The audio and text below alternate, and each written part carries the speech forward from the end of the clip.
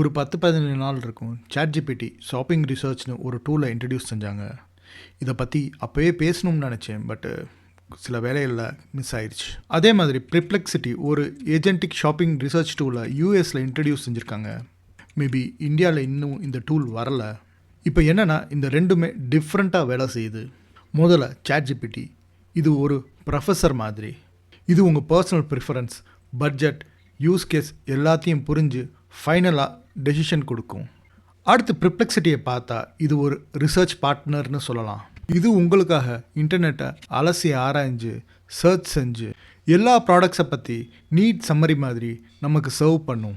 இது ஒரு பக்கம் இருந்தாலும் இந்த ஏஐ ஷாப்பிங் ரிசர்ச் வந்த பிறகு ஒரு மேசிவ் ஷிஃப்ட் இருக்க போகுதுன்னு சொல்கிறாங்க. ஆனால் எல்எல்எம்ஸ் சர்ச் இன்ஜின் மாதிரி கிடையாது. இது ஒரு ப்ரெடிக்ஷன் இன்ஜின். இப்போ ஏஐ என்ன ஆன்சர் ப்ரெடிக்ட் பண்ணும்னு நிறைய இன்ஃப்ளூயன்ஸ் டெக்னிக்ஸ் வந்திருக்கு. அதான இன்ஃப்ளூயன்ஸ் டெக்னிக்னா இப்போ என்னென்னா எல்எல்எம்மோட அவுட்புட்ஸை நம்மளால் ஈஸியாக ப்ரெடிக்ட் பண்ண முடியாது. ஆனால் எல்எல்எம் எந்த டேட்டாவை ப்ரியாரிட்டியாக கன்சிடர் பண்ணும்னு நம்மளால் அண்டர்ஸ்டாண்ட் பண்ண முடியும்.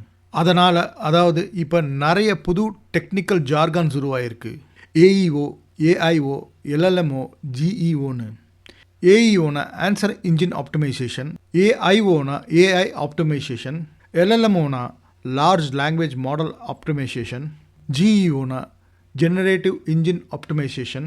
இப்போ இந்த புது டெக்னிக்கல் ஜார்கன்ஸ்னால நிறைய புது வேலைவாய்ப்புகள் உருவாகிறதுக்கு சான்ஸ் இருக்குது.